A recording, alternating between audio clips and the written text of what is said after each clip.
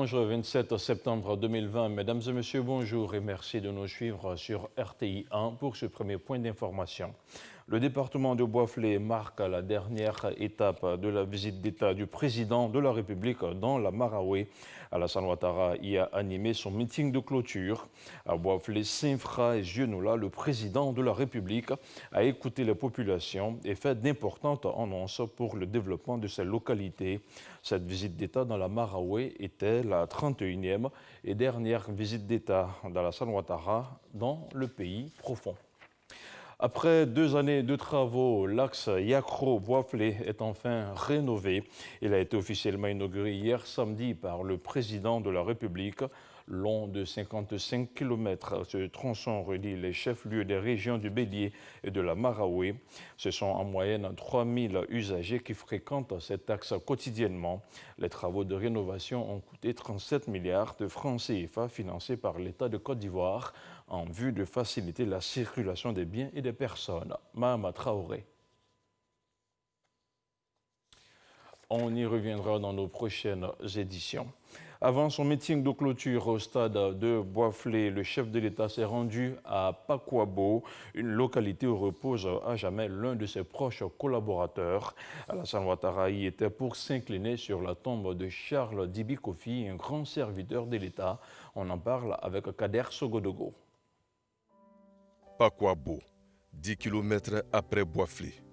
Il est 11h10, le président de la République Alassane Ouattara arrive. Il est accueilli par le Premier ministre Ahmed Bakayoko. Il va se diriger tout droit dans le mausolée de Charles Kofi Dibi, déposer une gerbe de fleurs.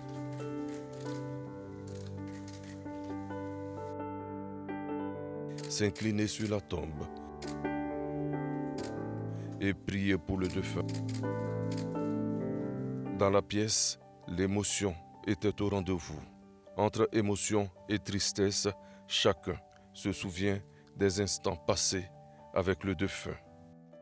Béatrice Dibi, la veuve, et leur fils aîné, Hartman, sont présents.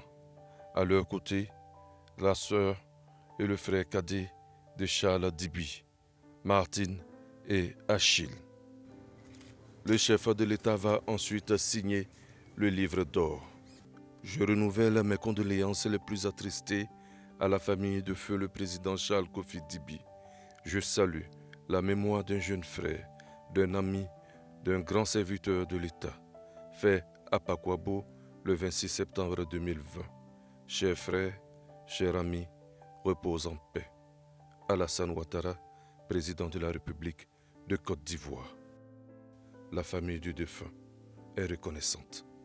Au nom de la grande famille Dibi, je voudrais, à travers la visite au mausolée de son Excellence le Président de la République, traduire les sentiments de reconnaissance et de gratitude au premier magistrat de ce pays, le président Alassane Ouattara, pour son soutien constant à la famille, au peuple ivoirien, dans toute sa diversité, pour la solidarité manifestée à l'endroit de notre famille et pour l'hommage au président Charles Kofi Dibi.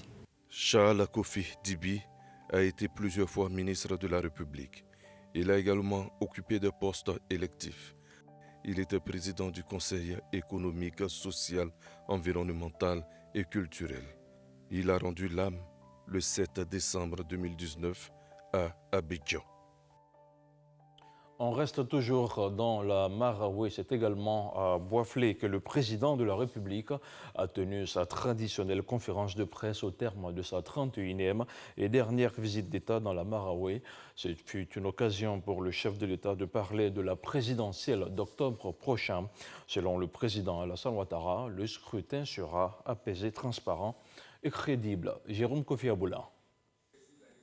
Elle est de tradition et elle entendait la conférence de presse dite par le président de la République, Alassane Ouattara, comme dernier acte de chacune de ses visites d'État. Le chef de l'État, pour respecter cette tradition, s'est prêté aux questions des journalistes ce samedi à Boiflé au terme de sa visite d'État de la Maraoué.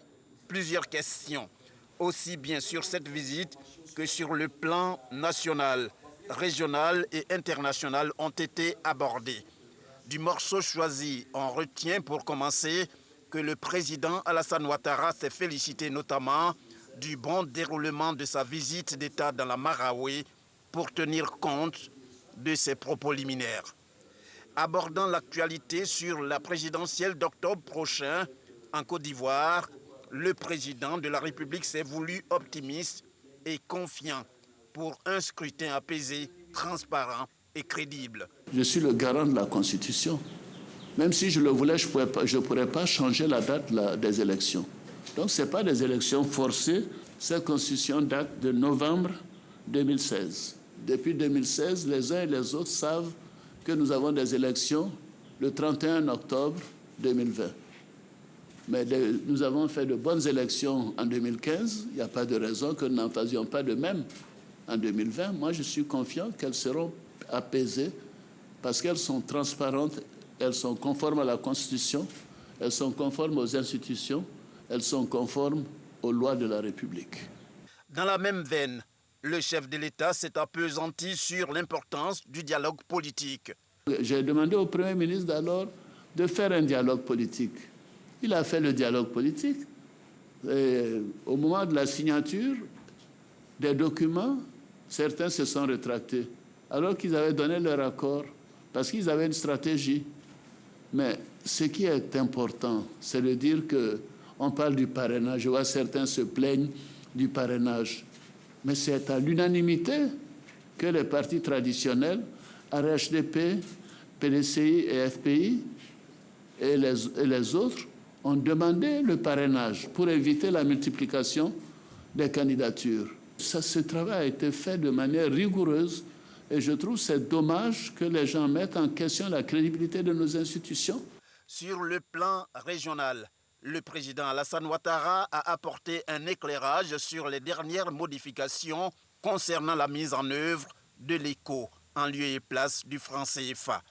Nous avons eu une conférence des chefs d'État à Niamey qui nous a permis, moi en tant que président de la conférence des chefs d'État de l'UEMOA, de faire le point donc, de l'évolution du franc CFA pour pouvoir entrer dans l'éco. Et la zone ZMAO, la zone monétaire de l'Afrique de l'Ouest, qui comprend les autres pays, ont également fait un point.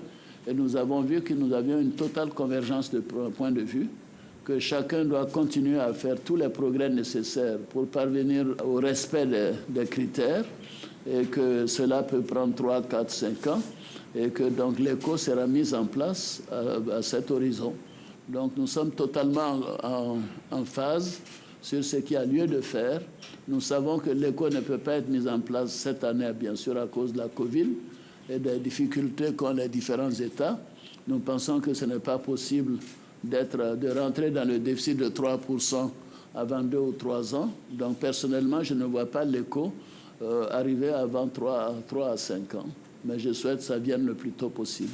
Au niveau continental, c'est la situation au Mali qui a été évoquée par le président Alassane Ouattara, notamment pour ce qui est de la nomination du Premier ministre. La conférence des chefs d'État a posé un certain nombre de conditions qui doivent être respectées. Et nous avons indiqué que dès qu'elles seront respectées, ces conditions, bien sûr, les sanctions seront levées. Et nous attendons que ces conditions soient remplies. Je sais qu'il y a un président et un vice-président qui ont été désignés, mais il reste peut-être le Premier ministre et la modification de la charte. Cette conférence de presse s'est déroulée dans une certaine convivialité entre les journalistes et le président de la République. C'est la 31e du genre qui boucle ainsi la dernière visite d'État du président Alassane Ouattara dans les 31 régions que compte la Côte d'Ivoire. Voilà, c'était pour vous la conférence de presse du président de la République dans la Marawi. Les femmes étaient aussi au cœur de cette visite d'État. Celles de la Marawi ont été comblées vendredi dernier par la première dame Dominique Ouattara à Boisflé. Les femmes de la région ont reçu des dons et des chèques FAFSI, fonds d'appui aux femmes de Côte d'Ivoire. La première dame leur a fait des dons en nature et en espèces d'une valeur de 510 millions de francs CFA. Il s'agit d'un don qui devrait aider, sinon les aider, à mener des activités génératrices de revenus en vue de leur autonomisation. Je vous propose à présent de voir ensemble le récapitulatif de cette tournée dans la Maraoué. C'est parti.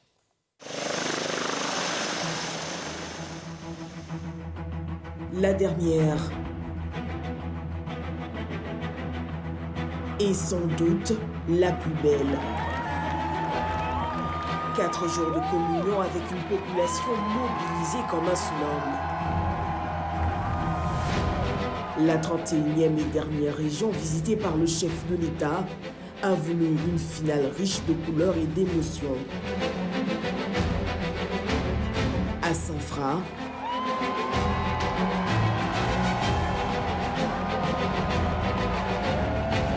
à Zionula, à Boisflé.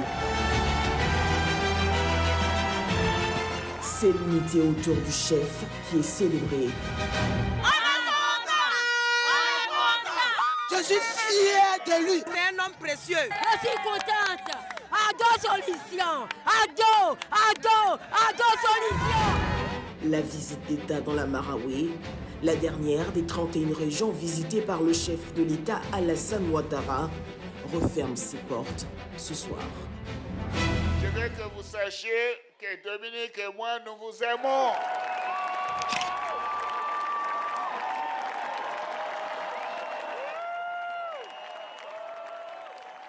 Voilà, c'était pour vous le récapitulatif de cette 31e et dernière tournée dans la Maraoué, signé Alexis Ouedraogo.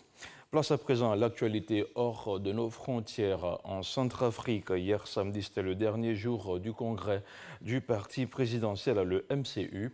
Réunis au palais Omnisport de Bangui, les délégués du mouvement Cœur Uni ont investi leur candidat, Faustin Archange Touadéra, pour la présidentielle du 27 décembre.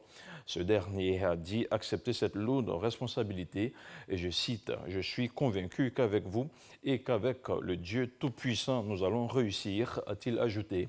Le président en exercice est en lice pour un second mandat. Et puis, hors du continent africain, au Liban, le tout nouveau Premier ministre Moustapha Hadib a rendu sa démission un mois seulement après sa nomination.